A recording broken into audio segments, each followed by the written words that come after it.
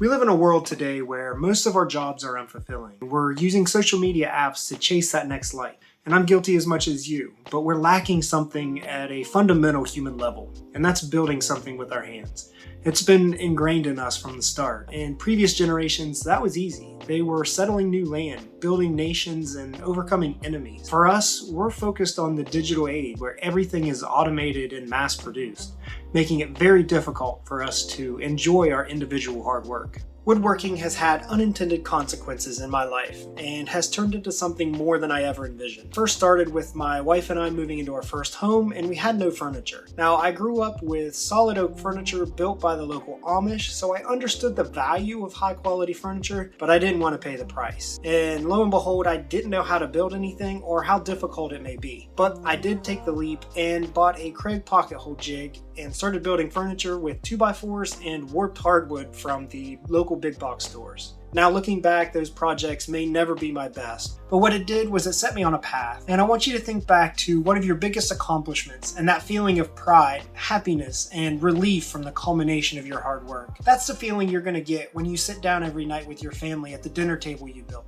or the crib that you poured your heart into. And even on Christmas morning when your kids wake up and they see the bookcases you built for them. Regardless of the tools, materials, or projects that you have, you're going to have that feeling every single time. Woodworking is like a journey which can lead you down many different paths, but the key is to make a commitment to start. Whether that's making a promise to build something, learning a new skill, or the desire to start a business. You just need to get started and continually learn. That's why I'm going to create this series called 2-Minute Tuesdays, where each week we dive into one woodworking topic per week.